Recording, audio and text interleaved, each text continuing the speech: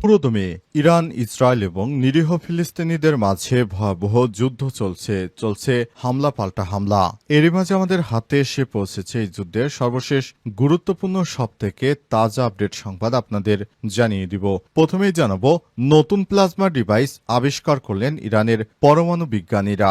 আলহামদুলিল্লাহ, surface die electric barrier discharge বা এসডিবিডিডি পদ্ধতি ব্যবহার করে একটি প্লাজমা ডিভাইস তৈরিতে সফল হয়েছে ইরানের পারমাণবিক বিজ্ঞানীরা। সম্প্রতি এই প্রযুক্তিটি উদ্ভাবনের কাজ করে ইরানের পারমাণবিক বিজ্ঞান ও প্রযুক্তি গবেষণা ইনস্টিটিউট।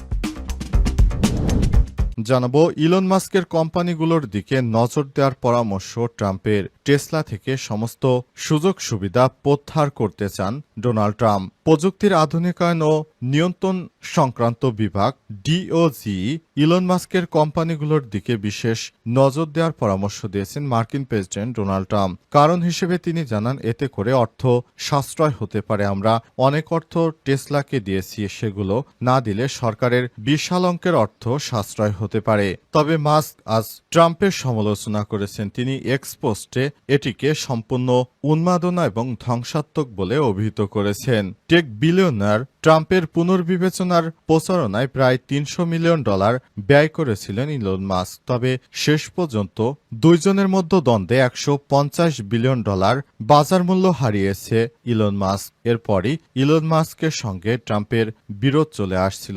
শেষে আবার টেসলার বিরুদ্ধে নতুন করে আবার ব্যবস্থা নিতে চলেছে মার্কিন প্রেসিডেন্ট ডোনাল্ড ট্রাম্প। এরপর জানাবো, পরমাণু কেন্দ্রে ফের ব্যাপক নির্মাণ কাজ চালাচ্ছে ইরান। ইরানে ইসরায়েল ও যুক্তরাষ্ট্রের হামলার পর পরমাণু কর্মসূচিতে তেহরানের জোরদার পদক্ষেপের আশঙ্কা করছিলেন বিশ্লেষকরা। সম্প্রতি মাক্সার টেকনোলজিস্টে প্রকাশিত নতুন স্যাটেলাইট চিত্রে এর প্রমাণ মিলেছে। আজ বিবিসির ভেরিফাইড ওই চিত্র বিশ্লেষণ করে দেখেছে বিষয়টি। এদিকে যুক্তরাষ্ট্রের সঙ্গে আলোচনায় বসতে রাজি ইরান, তবে মানতে হবে শর্ত।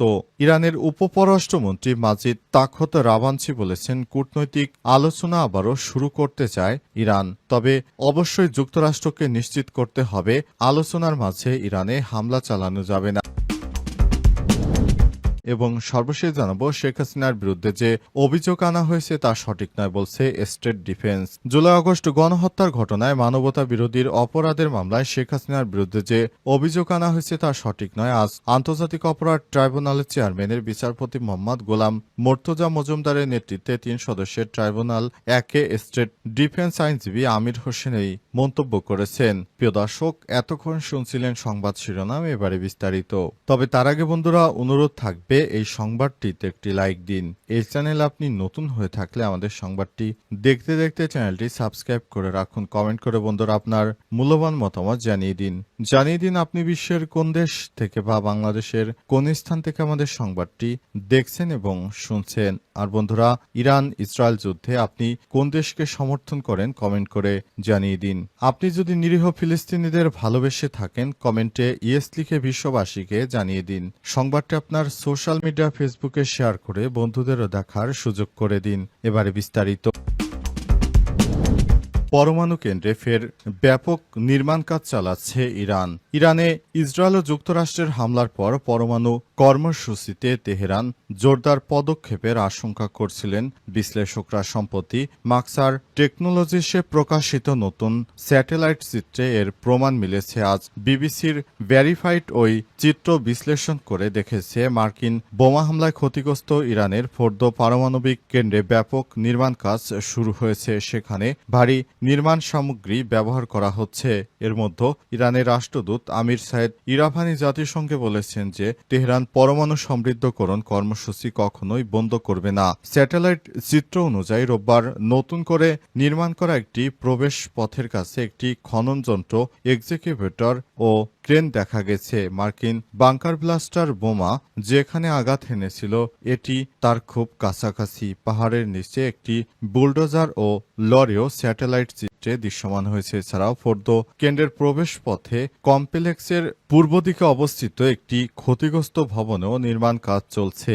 এই দুটি স্থান ইসরায়েলি হামলায় ক্ষতিগ্রস্ত হয়েছিল। মার্কিন বাংকার ব্লাস্টার বোমা হামলার পর দিন ইসরায়েল এই দুটি স্থানে বিমান হামলা চালিয়েছে। পারমাণবিক অস্ত্র বিশেষ বিশেষজ্ঞ ডেভিড অলব্রাইট স্যাটেলাইট চিত্র বিশ্লেষণ করে জানিয়েছে, সম্ভবত বোমা হামলায় সৃষ্ট গর্ত ভরাট, প্রকৌশলগত ক্ষতির মূল্যায়ন এবং তেজস্ক্রিয়তা পরিমাপের কাজ চলছে। মার্কিন হামলার পর প্রেসিডেন্ট ডোনাল্ড ট্রাম্প দাবি করেছিলেন, ইরানের প্রধান ইউরেনিয়াম সমৃদ্ধকরণ কেন্দ্রগুলো সম্পূর্ণ ধ্বংস হয়ে গেছে। তবে আন্তর্জাতিক পরমাণু শক্তি সংস্থা IAEA এর মহাপরিচালক রাফায়েল গ্রোসি তিনি বলেছেন, ইরান কয়েক মাসের মধ্যেই ইউরেনিয়াম সমৃদ্ধকরণ আবার শুরু করতে পারে।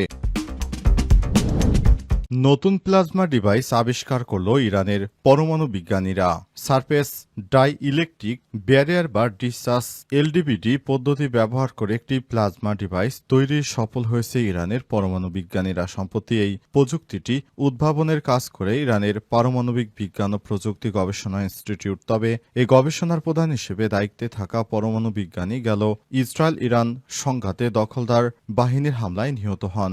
বর্তমান বিশ্বে পারমাণবিক শক্তি কেবল বিদ্যুৎ উৎপাদনের জন্য একটি সক্ষম উৎস হিসেবে বিবেচিত হয় না, বরং চিকিৎসা, কৃষি, শিল্প, পরিবেশ সহ বিভিন্ন বিজ্ঞানের অগ্রগতিতে এটি গুরুত্বপূর্ণ ভূমিকা পালন করে। ইরানের পরমাণু বিজ্ঞানীরা সাম্প্রতিক বছরগুলোতে এই শক্তির শান্তিপূর্ণ ব্যবহার উল্লেখযোগ্য অগ্রগতি অর্জন করেছে।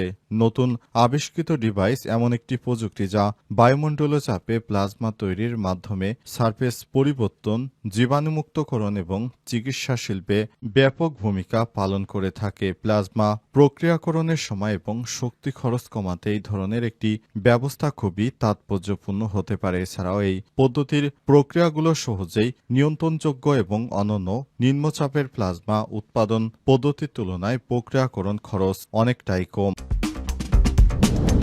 যুক্তরাষ্ট্রের সঙ্গে আলোচনায় বসতে রাজি ইরান, তবে মানতে হবে শর্ত। ইরানের উপপররাষ্ট্রমন্ত্রী মাজিদ তাখত রাভানচি বলেছেন, কূটনৈতিক আলোচনা আবার শুরু করতে চাইলে যুক্তরাষ্ট্রকে ইরানের উপর নতুন করে হামলার চিন্তা বাতিল করতে হবে।